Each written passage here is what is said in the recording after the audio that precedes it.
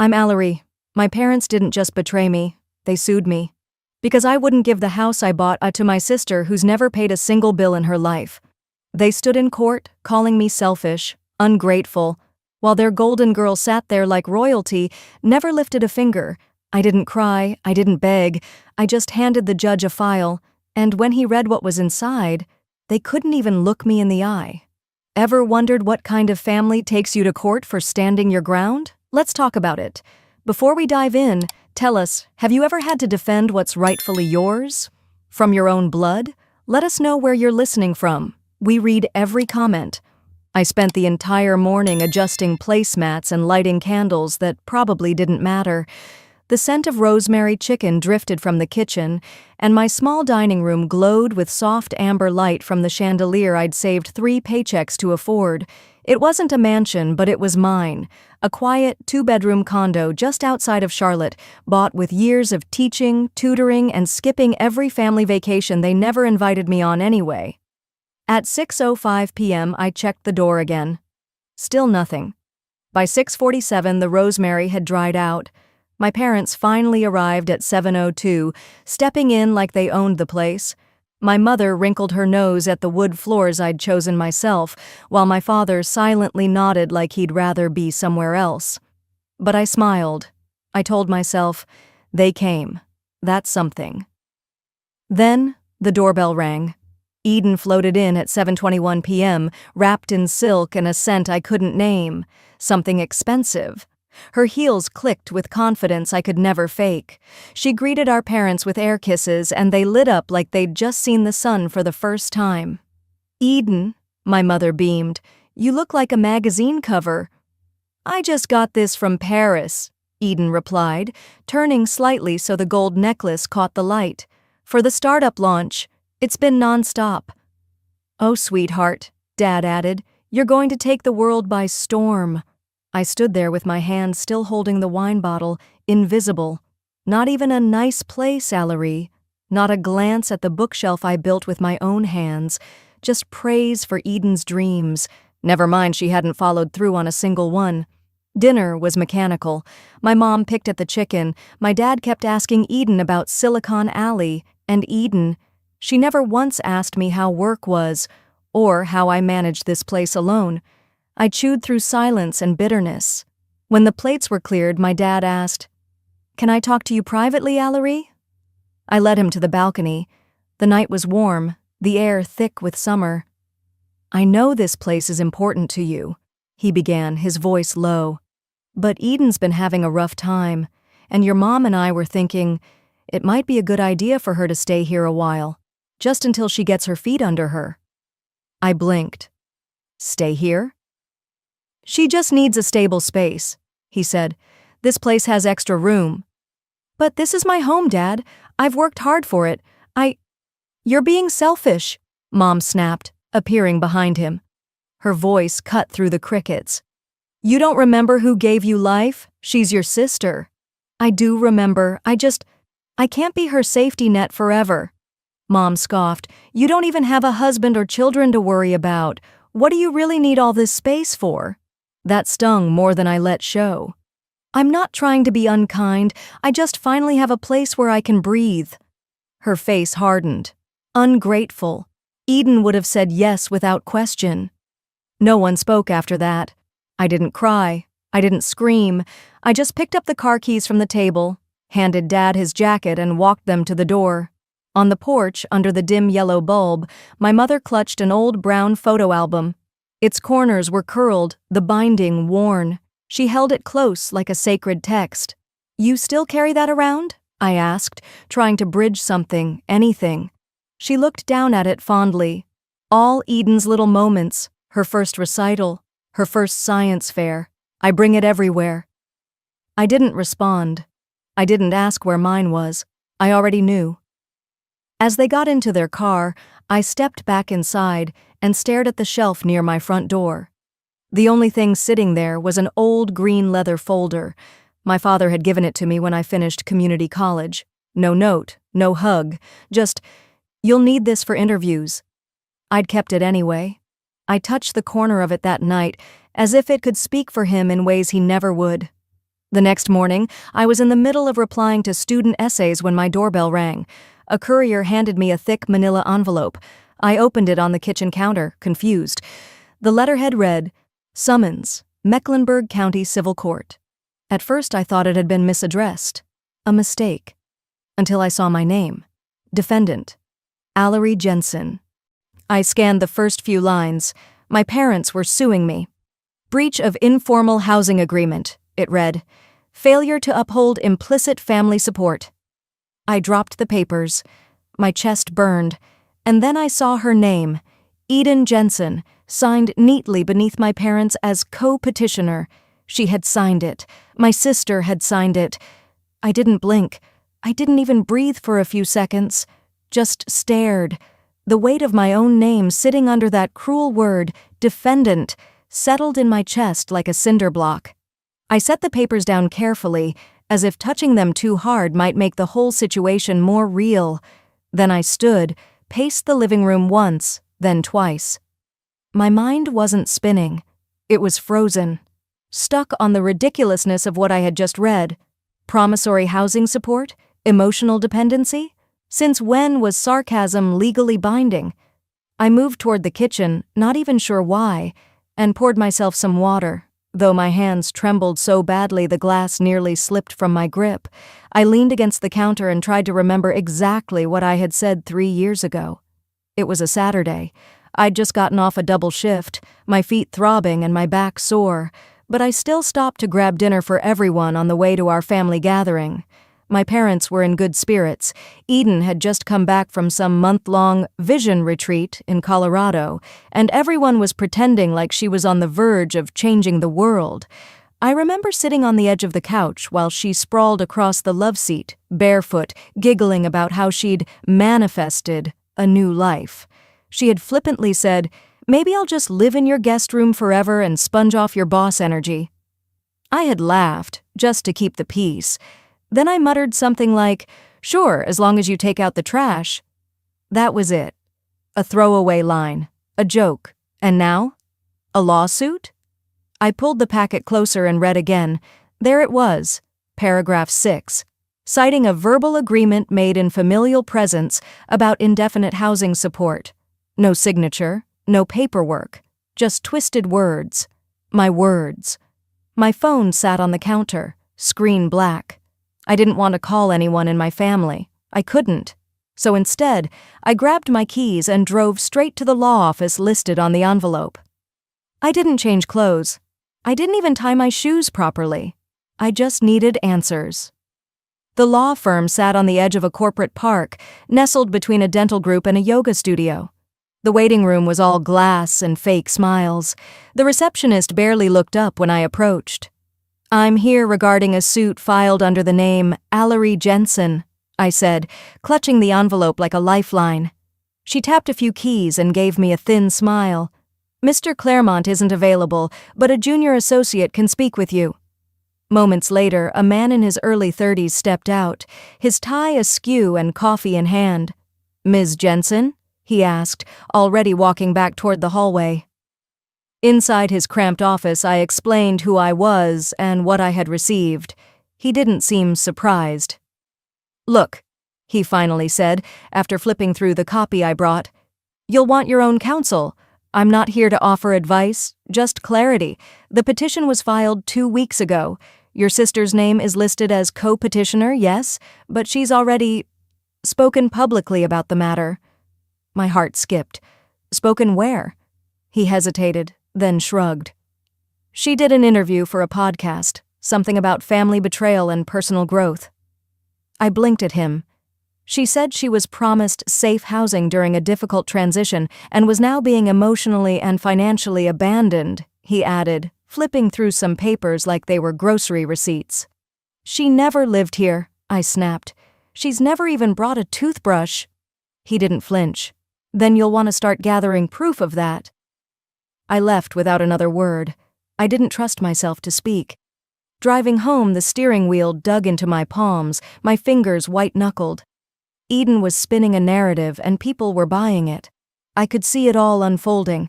My own success, my hard-earned house, being twisted into the backdrop for her sob story.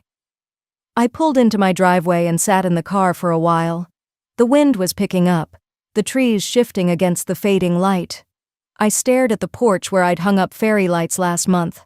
I'd wanted it to feel like a real home. My home. That night, I couldn't sleep. I paced the hallway, flipped through every notebook and folder I had, searching for old messages or texts that could prove my intentions. I found birthday cards, some thank you notes, and one printed email from my mom, thanking me for taking on the mortgage alone. But it wasn't enough. Around 2 a.m., I picked up my phone and called Maya. She answered groggily. "Al, everything okay?" "No, not really. Can I ask you something legal?" I told her everything, haltingly at first, then with rising urgency. She listened, then sat up, her voice sharpening. "This isn't just petty family drama," she said. "They're trying to establish a pattern. You need to pull every email, text, voice message, anything that shows they acknowledge the house is yours." I hesitated. I never thought I'd need to protect myself from them. "Well," she said softly, "now you do." We ended the call just before dawn. I sat on my couch, wrapped in a throw blanket, the legal documents spread out before me again. It still didn't feel real. I could have forgiven a misunderstanding, even a cruel comment. But this was planned. My eyes wandered to the mail pile on the entryway table. I stood and walked over, flipping through envelopes, junk mail, a couple bills. Then I froze. One white envelope, Bank of Jersey, addressed to Eden Jensen, sent to my address. I held it between my fingers like it might burn. She hadn't just filed a suit.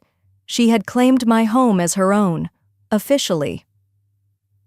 The envelope crinkled in my hand as I stood in the entryway, staring at Eden's name printed under my address. My name wasn't even on it, just hers. And right below her name, current resident. My stomach turned.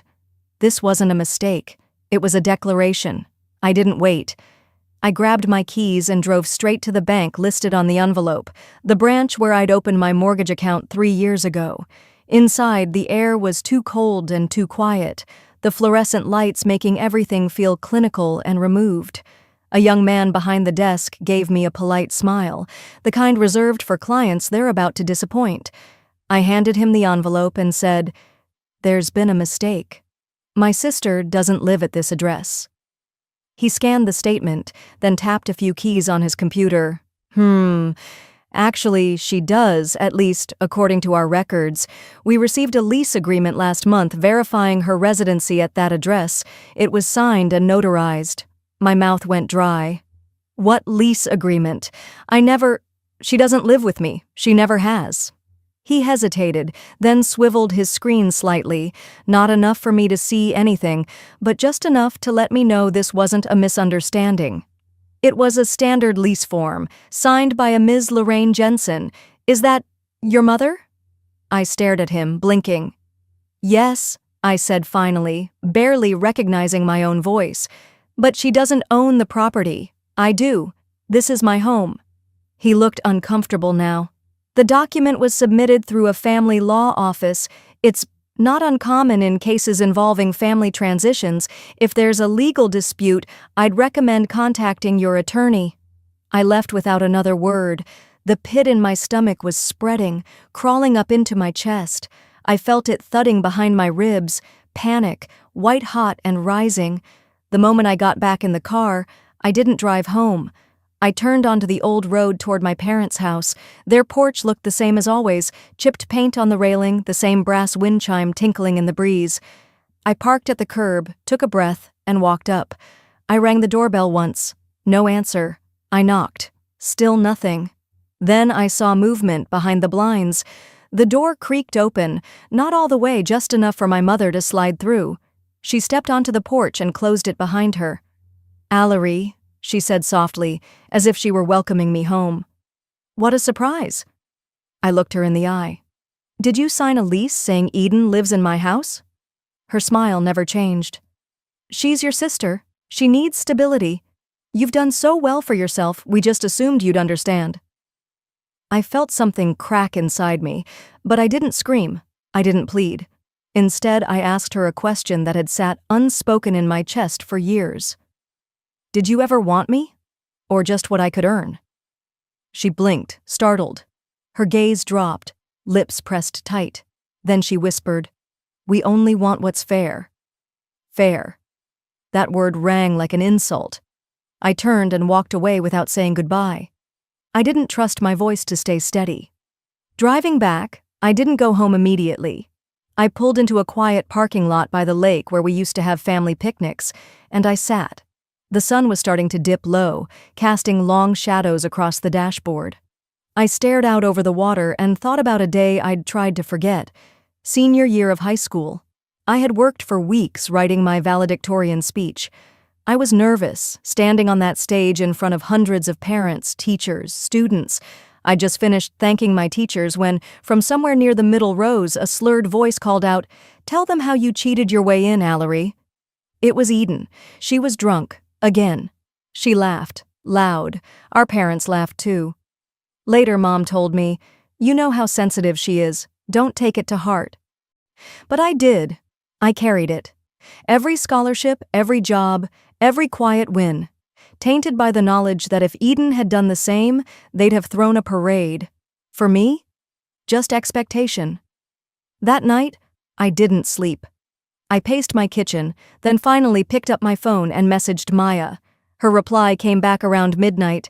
"I found something. You need to see this. Call me when you're alone." I called immediately. Her voice was tired but alert. "The judge on your case? He used to be with the same firm as Eden's lawyer." I froze. "So they know each other?" "Yes. And it gets worse. I found court records from your grandfather's estate. Remember when Eden got that big payout and you were told there was nothing left?" I swallowed hard. "They said I'd been left out due to some filing error, that he forgot to update the will." Maya was quiet for a second.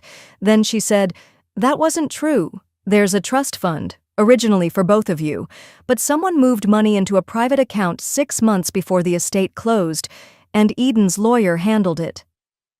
My body felt numb. "Are you saying she's been planning this for years?" "I don't know if she planned it all, but someone helped her, and it looks like it started long before this lawsuit." After we hung up, I sat in the dark. I didn't move, didn't turn on the TV, didn't make tea, just opened the email Maya sent and clicked on the PDF. There it was, line after line of transactions, signatures, dates. The trust listed both our names. Then, on a later document, mine was missing. Redacted, removed, no typo, no oversight. It wasn't one lie, it was a trail, and it started years ago with my name erased. I didn't sleep that night. The soft glow from my laptop screen kept me in its grip like a ghost light. I scrolled through the PDF again, then again, like repetition would make it less real. Each time, I stopped at the metadata tab, last edited, 3 days after my grandfather's funeral. The name attached to the change? Not Eden's, not even her lawyer's. It was a junior paralegal from a mid-size firm in Portland, one I remembered hearing mentioned years ago, around the time Eden's so-called trust fund was being consolidated. Morning crept in without invitation. I made coffee that tasted like burnt regret and called Maya. Within an hour, she was at my kitchen table, in her worn cardigan and a tight bun, peering at the file with narrowed eyes. "Allery," she said, tapping the screen. "See this? This is the original edit log. They tried to erase the previous version, but it left a ghost in the file history. And here's the kicker. This document was notarized with a digital signature from that paralegal who at the time worked for the firm that now represents Eden." I leaned back, barely breathing. So, it was changed. After the funeral. After the reading. It wasn't just changed. It was manipulated. Your name was there, Allery, faded under the white space but still recoverable. My fingers curled. So I wasn't left out by mistake. I was erased on purpose. And Eden's copy? Maya held it up. Clean. No edits. No trace of a previous version. Just Perfect. Somehow that blankness made it worse, like someone had scrubbed me out of my own bloodline and polished up the lie until it gleamed. We sat in silence until a knock broke it. At the door stood a courier holding a thick white envelope addressed in block letters, Allery Jensen. I signed without speaking. My hands trembled slightly as I peeled the seal. Legal summons? Eden and my parents were suing me. Intentional family hardship, the document read, and refusal to release property belonging to the intended beneficiary. Attached were signed affidavits from my mother and father, claiming the house had always been Eden's, that I had refused reasonable familial resolution and was now actively harming the family's emotional welfare. Maya stood behind me as I read. "They're trying to frame you as the aggressor," she whispered. I couldn't speak. My chest felt like it was caving in. All I could see was the handwritten grocery list I used to leave on my mother's fridge, the gas bills I'd covered after Dad lost his job, the checks I wrote without ever asking for a thank you. They'd turned my love into ammunition. "I need air," I muttered and stepped outside. The wind had picked up. Leaves blew across the yard, clinging to the damp concrete like fallen truths. I got into my car and drove without thinking, straight to the nursing home where Ms. Loretta Grant now lived. She used to sit in the corner of my grandfather's office, typing on a manual keyboard with fingernails painted like peppermint sticks. She had a sharp memory and a sharper tongue, but she always remembered my birthday. Now she looked smaller, thinner, wrapped in a shawl the color of rain, but her eyes still cut through fog. "He didn't mean to hurt you, Allery," she said after I explained. "Your grandfather, he thought Eden needed the house. Thought it might anchor her, but he never wanted her to get everything." I swallowed. Then why was I left out of the trust? Loretta nodded toward her nightstand. "Because someone didn't want you to find this." She reached with a shaking hand and pulled out a small brown envelope, aged at the corners. On the front, in case of dispute. For Allery, in his unmistakable handwriting. I held it like it might burn me. "He told me to keep it safe," she whispered. "Said it had all the backups, the truth in case things went wrong." My throat tightened. "Why didn't you send it earlier?" "I waited," she said simply, "because part of me hoped Eden wouldn't stoop this low. And maybe part of me didn't want to watch you go through what I watched your grandfather go through, with his own siblings. Family can turn poison faster than milk in summer." I pressed her hand gently. "Thank you, Loretta." On the way home, I kept the envelope in the passenger seat like a living thing. My palms kept sweating, and I kept glancing over at it, wondering what could be inside, what kind of truth could cut through the rot. Back home, I sat at the edge of my bed, envelope untouched, eyes on the ceiling. Then I picked up the phone and called my father. He answered, voice casual. "Did you get the paperwork?" For a second, I couldn't speak. "Make sure she doesn't talk to the media," he added. "This needs to be clean." My jaw clenched. "It's me." Silence, then a soft click. He hung up. That's when it happened. That was the moment the string snapped. Not when they sued me, not when I was erased from a will, not when Eden made herself at home in my house. No. It was that call, hearing my father mistake me for someone else, then drop the line like I was nothing more than static. I stared at the envelope again, the wax seal cracked between my fingers. What was inside wasn't just his words. It was the weapon I never asked for, but now couldn't ignore. I didn't sleep that night. Not really. The letter from my grandfather lay open beside my laptop, the wax seal crumbled into dust on the desk. His handwriting, sharp, slanted, almost surgical, filled a single page. But it wasn't the words alone that kept me up. It was the spreadsheet paperclipped behind it. A ledger, simple, ugly columns, and a series of dates and transfers that made something inside me harden. I sat up straighter in my chair and pulled the scanned files from Maya into a split screen. The numbers matched. Transfers out of the estate, subtle, small enough not to draw attention, labeled under a generic joint improvement fund. The kind of phrase that sounds helpful and harmless until you realize what it actually meant. Eden's name was attached to each line, but the money hadn't gone to her, not directly. It went through a private management firm, a firm tied to our parents' financial advisor. That advisor who once told me, with a smile I never liked, "You don't really need to worry about all this, Miss Allery. Your parents have it covered." The same parents who now wanted the house I'd bought with my own salary, suing me for causing intentional hardship. The irony wasn't lost on me.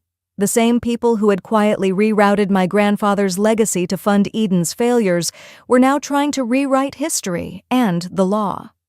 By morning, I was on my second cup of bitter black coffee, the taste not even registering anymore. I clicked print and watched the spreadsheet roll out, one page after another, until I had a small mountain of proof next to me. I drew a red line under my name on each copy. The section where beneficiary removed appeared, subtle but damning, was circled again and again, like it might scream loud enough to make the betrayal stop hurting. It didn't. I sat back, closed my eyes, and suddenly, without warning, I was 12 again. My fingers were clenched around a math test, 96% bold red ink. I had studied for a week straight, stayed after school with my teacher, and Eden? She got a 48%. I remember the silence at the dinner table that night. My father stirred his soup, looked up and said, "Maybe next time just let Eden win. She needs it more than you." So the next test, I shifted my paper ever so slightly to the right. It was the first time I let her cheat. It wouldn't be the last.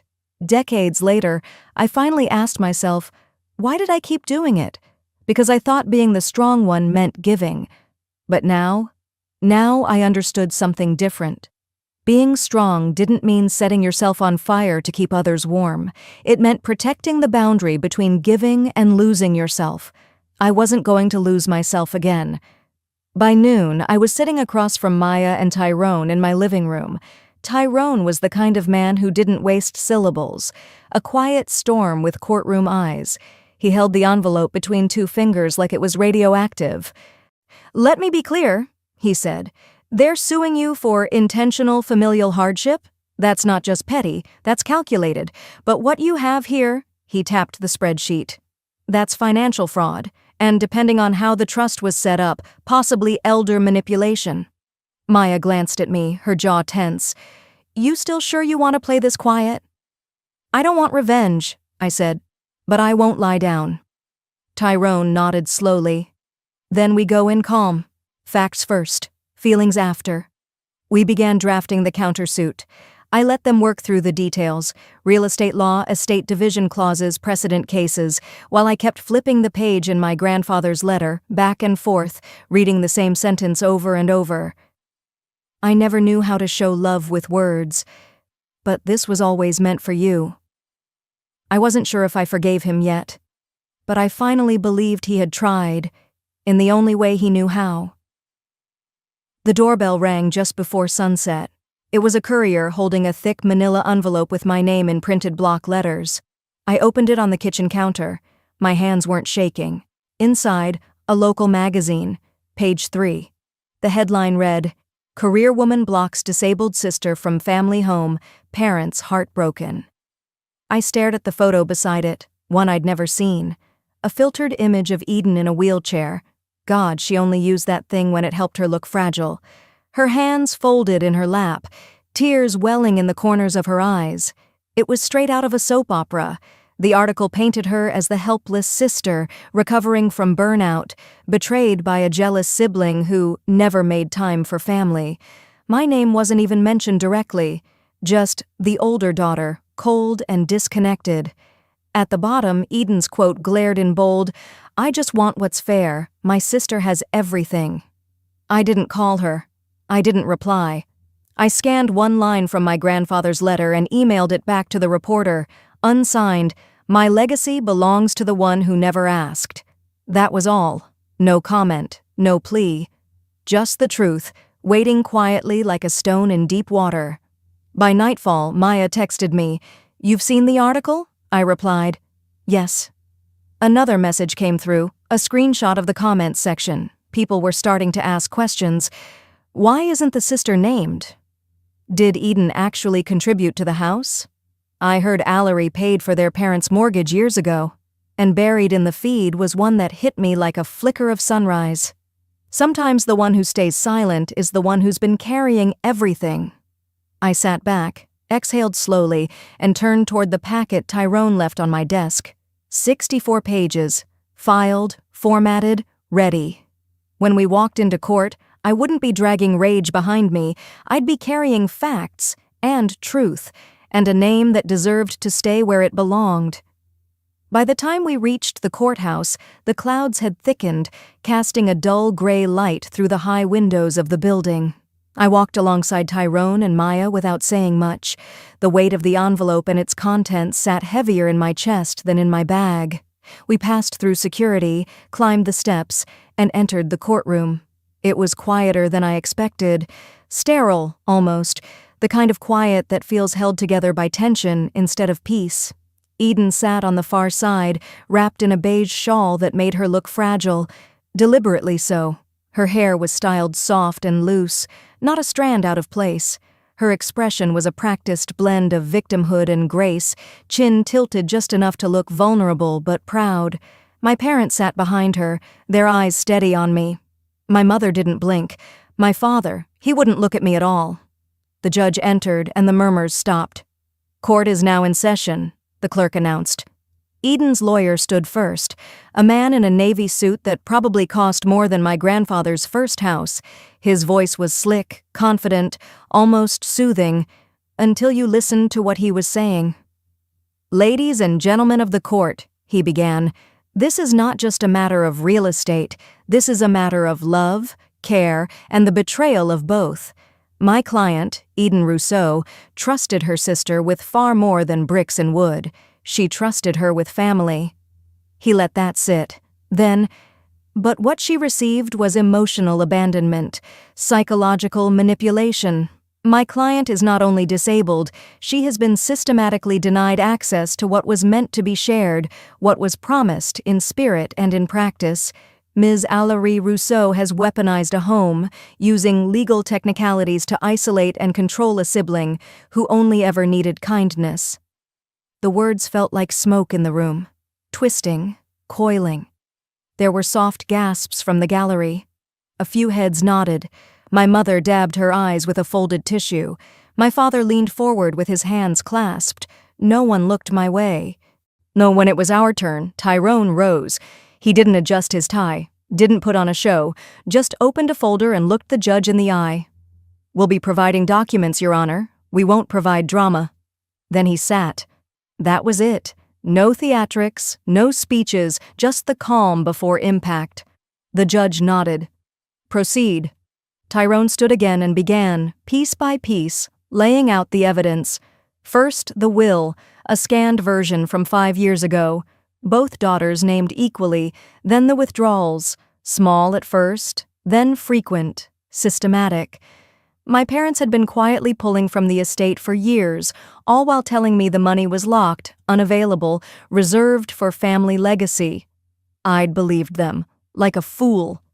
Next came Eden's mailing address, an official document where she listed her residence as the very home she was claiming she'd been locked out of. Then the forged lease she submitted with her lawyer's help, trying to paint herself as having been a tenant. Signed with my initials, only not in my handwriting. Finally, the letter. My grandfather's letter, not read aloud, just entered into the record. It was silent as the judge flipped through the pages. The courtroom hushed into a stillness that was louder than anything Eden's lawyer could have staged. Then came the part I hadn't planned for, my turn. I stepped up to the stand. I didn't breathe too deeply, didn't adjust my clothes. I just sat down straight-backed and answered the clerk's questions, hand on the Bible. "Tell us, Ms. Rousseau," the judge began, "why is this house so important to you?" I looked at him. "I bought it," I said simply, "with my own money. I didn't ask anyone for help, and I never promised it to anyone." Tyrone asked a few more questions about timelines, bank loans, personal savings. I answered plainly. Then he paused. "How does it feel to be sued by your own parents?" I looked across the room. My mother's eyes narrowed. My father kept his gaze on the floor. "I learned to stop crying in front of them a long time ago," I said. There was no gasp, no noise at all, just stillness. And then the sound of Tyrone gathering papers. Maya leaned over to whisper something in his ear. He nodded. "Your Honor," Tyrone said, "with permission, my co-counsel would like to cross-examine the plaintiff's representation." The judge nodded. "Proceed." Maya stood and walked with the kind of poise that says she's done this before, and done it well. She approached Eden's lawyer and held up a printed article. "You used to work for Fairmount and Brooks in Camden, correct?" "Yes," he said. "You left under internal investigation, specifically related to probate court cases and coaching false testimonies. Is that correct?" His jaw tightened. "That case was dismissed." Maya raised a brow. "Dismissed isn't the same as disproven." The judge looked up from his bench, noted something, didn't speak, but the shift in his posture was undeniable. The energy in the room turned. Finally, Tyrone stepped forward again. "Ms. Rousseau," he said, turning to Eden, "if your sister truly abused and excluded you, why did you list her home address on a credit card application just 3 weeks ago?" Eden blinked. "What?" He handed the document to the clerk. It was real, signed, dated. Eden started. "That must be a mistake. Maybe I thought my mailing address was still—" "But earlier you testified she locked you out, cut you off, refused contact. Which is it?" She looked to her lawyer. "To our parents, back at the judge." No one spoke. The judge cleared his throat. "We'll reconvene in 1 hour, and when we return, I expect clarity, not confusion, especially from the plaintiff." Then his gavel came down, once. I exhaled, finally. The courtroom emptied slowly after the judge's final warning. Some people whispered as they passed me, others looked away entirely. I stayed seated until most had gone, organizing my files with deliberate care. Tyrone leaned over and whispered, "1 hour, get some water, stay steady." I nodded but didn't move right away. My hands weren't shaking, yet my heart felt like it had taken on a different rhythm, quiet and firm, like a drum just before a storm breaks. I stepped into the hallway, heading toward the small waiting area where a water cooler sat beside some metal chairs. The air out there was cooler, quieter, thick with nerves and muttered phone calls. I passed a few reporters, a couple of them pretending not to look at me, pens poised mid-page. That's when I heard them. Down the hallway, just behind the vending machines near the restrooms, Eden's voice cracked through the silence. "You told me she wouldn't fight back." It wasn't loud, but the heat in her voice carried like static. "You said she was too tired, too worn out to care anymore." Then Mom's voice, lower, but sharper than a paper cut. "Keep your voice down. You're making it worse. Just stick to the plan. Say you were emotionally coerced, like we rehearsed." I didn't step forward. I didn't make a sound. I pulled my phone from my blazer pocket and pressed record. My thumb didn't tremble. I stood there, out of sight, their words cutting into the stillness like dull knives. Eden let out a choked laugh, bitter and too loud. "You never cared about the house. You just didn't want her to have it." There it was. Not a confession, an admission, ugly and unpolished. When I finally turned to leave, I didn't feel victorious. I felt like someone walking away from a car crash they saw coming 5 miles back. 10 minutes later, I sat on a bench just outside the courtroom entrance, sipping lukewarm water and staring through the plexiglass window at a world that didn't care what was happening inside those walls. People rushed to lunch, to parking meters, to work, oblivious. The bailiff called us back in exactly 56 minutes after recess began. When I stepped back into the courtroom, the air had shifted. Maybe it was me. Maybe it was them. Eden looked like she'd cried in the hallway. Her lipstick was smudged near the edge of her mouth, a faint red streak trailing downward like a crack in plaster. Her mother sat rigid beside her, face fixed in a neutrality so forced it looked painful. Tyrone stood, voice clear. "Your Honor, we have additional evidence to submit." The judge motioned without speaking. First came the notarized statement from the previous homeowner, confirming I was the sole buyer, and that no other name had ever been discussed or included in any paperwork. Then Tyrone presented a chain of messages, texts between Eden and a friend, screenshots blown up on a monitor. One read, "I'll guilt them into giving me the house. They always fall for it." Another, "I deserve it. She doesn't even want kids. What's she gonna do with it anyway?" Eden shifted in her seat. Her shoulders hunched slightly, like she could feel eyes pressing into her from every corner. Tyrone turned again. "And finally, Your Honor, we'd like to call a witness, Mr. Barlow." Murmurs rippled through the room as a tall man in a navy wool suit stepped forward. His hair was gray, but his voice was steady.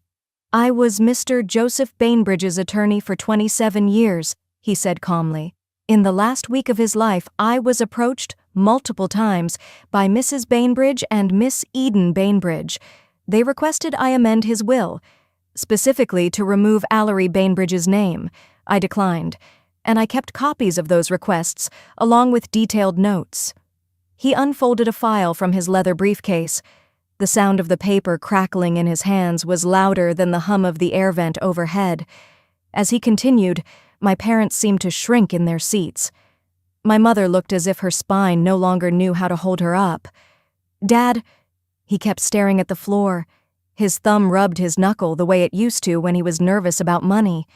The judge glanced over the documents, then looked back at Eden. Tyrone sat down slowly, his expression unreadable. Eden's lawyer muttered something, inaudible. That's when Eden broke. "You were supposed to help me!" She spat under her breath at our mother, her voice shaking. "You said you had this!" Tears rolled down her cheeks, but not soft ones, not the kind that made people lean in. These were jagged, angry. She wiped them with the side of her hand and turned her face away from the crowd. The judge leaned forward. "This court will recess until tomorrow morning for final arguments," she said, her voice now sharper than before. "Let me be clear. This case borders on the misuse of judicial resources and could reflect intent to defraud. I advise all parties to consider their next moves carefully." She didn't need to bang the gavel. Her tone said enough. Everyone stood.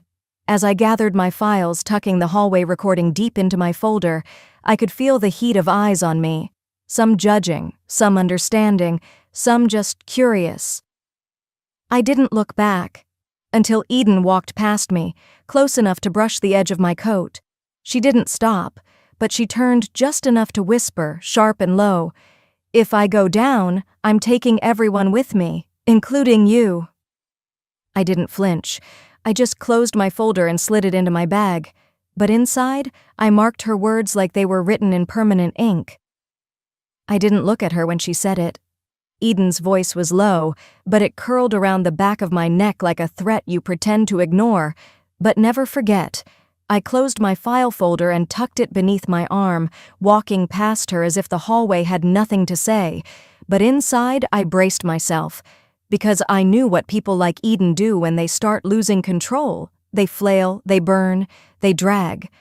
The morning sun had barely risen when I stepped back into the courthouse. There was a hush to the air, the kind that only comes before a final reckoning. People shuffled into place slowly, the tension almost too heavy to carry in silence. Inside the courtroom, the judge sat straighter than usual, her expression unreadable.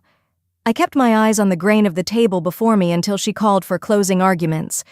Tyrone gave my hand a light tap under the table. It was time. I stood, not with any grand gesture, but the kind of stillness that comes from being bone-tired of explaining yourself. I walked to the center. "This isn't about a house," I said, my voice steady but low. "It's about being erased, again." I paused, letting the words settle. People shifted in their seats, unsure if I was done. I didn't fight for this because of a property line.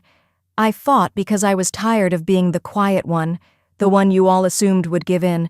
I watched you rewrite history while I stayed silent, but silence isn't consent, and I refused to disappear this time. I didn't cry. I didn't raise my voice. I let the weight of those words do the work. When I stepped back, I caught a glimpse of Eden, her hands clenched in her lap, jaw rigid. My mother avoided my eyes completely. My father looked down as if counting the lines in the floor tiles might erase everything that had just been said. Tyrone stood next, adjusting his glasses. He didn't waste time. "Your Honor," he began, "we've established that the house was purchased solely by Ms. Allery Bryant, with no contributions, financial or otherwise, from Ms. Eden Bryant or their parents. But beyond that, I'd like to address the pattern." He clicked a remote, and a spreadsheet projected onto the courtroom screen. Over the past 5 years, Eden Bryant has received approximately $127,400 in what her parents labeled family assistance. That includes rent payments, car repairs, multiple credit card bailouts, and even vacations. A few gasps from the gallery. By contrast, Ms. Allery Bryant, he turned to gesture toward me, received none. 0. In fact, she was often the one paying for family functions, birthday dinners, even loaning money that was never returned. I stared at my mother then. Her expression didn't budge. "And yet," Tyrone continued, "when Ms. Allery purchased a modest home after years of hard work, her family's first instinct wasn't celebration. It was entitlement." He let that sink in. Then calmly, he pulled out one last document. "This is a voice message left by Ms. Eden Bryant to an ex-partner. She says, and I quote, 'She's weak. I just have to act broken and she'll fold. She always does.'" The courtroom rustled with quiet disgust. Eden's face turned red, not from embarrassment, but fury. She whispered something to our mother, who reached for her arm, trying to calm her, but Eden yanked away. The judge leaned forward. "Enough," she said flatly. "I've heard all I need to." She shuffled a few papers, then picked up her ruling. "This court finds no merit in the claim filed by Ms. Eden Bryant. The property in question belongs solely to Ms. Allery Bryant. No legal transfer is warranted or enforceable." Eden let out a shrill, "You've got to be kidding me." The judge didn't flinch. In addition, given the frivolous nature of this suit and the clear indication of personal vendetta, I am referring this case to the District Attorney's Office for potential review under malicious prosecution statutes. The room went still. My mother's lips parted, but no sound came out. My father's hand trembled as he adjusted his tie, but he didn't look up. Eden stood suddenly. "You turned our family into a court case," she spat. I stood as well. "No," I replied quietly. "You all did, when you tried to rewrite what was mine, when you decided she deserved more, simply because she was louder." Eden's mouth twisted. "I needed help. That house was a lifeline." I held her gaze. "So was I. And you didn't care." My mother finally spoke, but not to me. "Eden, stop it." Eden rounded on her. "Don't you dare tell me to stop. You told me she wouldn't fight. You said we'd take care of it." And in that moment, her mask fell. Not just to me, but to everyone. The judge banged her gavel once. "This session is concluded." As the room began to clear, I remained in place, breathing in the quiet that followed the noise. Tyrone packed our files. I watched the family I had once tried so hard to belong to, scatter like the ending of a play. No bows, no applause. My mother didn't say goodbye.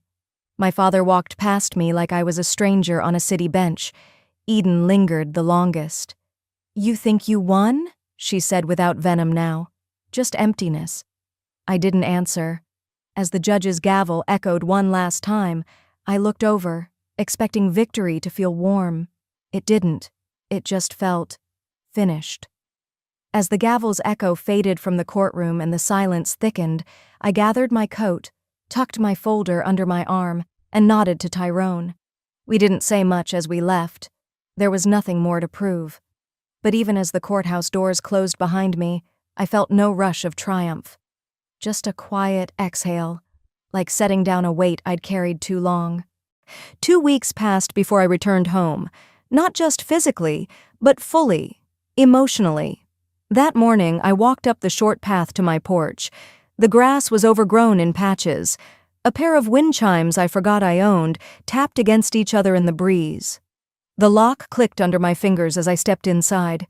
The air was still, but not stale, just peaceful. I set my keys on the kitchen counter and let my hand glide across the edge of the dining table, the same spot where, on the day I moved in, Tyrone and I had shared greasy slices of pizza while surrounded by half-assembled furniture. We didn't have plates then, just paper towels and exhaustion, and laughter, that kind of laughter that only comes when you've built something with your own two hands. I stood there now, alone, the light from the window casting long shadows on the floor. The weight that had once filled the room, shame, tension, doubt, was gone. I could finally hear the quiet. Later that afternoon I checked the mailbox, mostly flyers and junk, but one small envelope stood out, cream-colored, unmarked, no return address. I brought it inside, opened it without sitting down. The handwriting stopped me. It was my father's, 4 short lines. I don't understand you, but I know now I don't deserve your understanding either. No apology, no explanation, just that. I read it again, then again. My throat didn't tighten like I thought it would. I didn't cry. Instead, I folded it gently and walked to my bedroom, opened the top drawer of my nightstand and slipped it inside, not to throw away, not to frame, just to keep. That night, Tyrone called. "She's gone," he said, his voice steady. "Eden?" "Yeah, cleared her bank account, left town, no forwarding address. I checked, her socials are all shut down too." I didn't know what to say. There was a time I would have felt relief, or maybe some twisted satisfaction. But now, I thought I'd feel something, I admitted. "I know," he said, "but sometimes the ones who don't say goodbye are the ones we don't need to chase." I hung up a few minutes later and stared out the living room window. Outside, the street was quiet. No cars, no voices, just the wind brushing the trees. The next morning, I grabbed a paintbrush. The guest room had always been Eden's when she came to visit, or when our parents needed a place to stay. I stood in the doorway for a moment, then opened the window wide and let in the sunlight. I didn't pick a color anyone else would like. I picked mine, deep lavender like the wildflowers that used to grow behind Grandma Ruth's house. I painted the walls slowly, deliberately. Each stroke felt like a reclaiming. When the last coat dried, I brought in an easel I'd ordered weeks ago, but never unpacked. I set it by the window, opened a fresh canvas. For the first time in years, I started to paint again. It was something I gave up when I was younger, when my mother told me it was a waste of time for someone who needs to provide. So I stopped. I got the degrees, I bought the house, I played the part. But now, this room, this paint, this hobby, they weren't for anyone's approval. They were mine.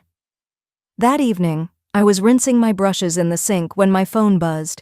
It was Tyrone again. This time, he'd sent a short video, a clip from the final day in court. I pressed play. There I was, standing before the judge. My voice, clear, unwavering, echoed from the speakers. I didn't fight to win. I fought so the silence wouldn't own me anymore. I watched it twice. Then I deleted it. Not because it didn't matter, but because I no longer needed proof. I didn't need reminders. That voice, that strength. It was already mine. Later, as the sky dimmed and shadows stretched across the room, I sat at the foot of my bed, looking around the house. It was never about this place, not really. It wasn't the tile or the mortgage or the deed. This house, it never asked me to prove anything. It just stood still, while I found the courage to stop running.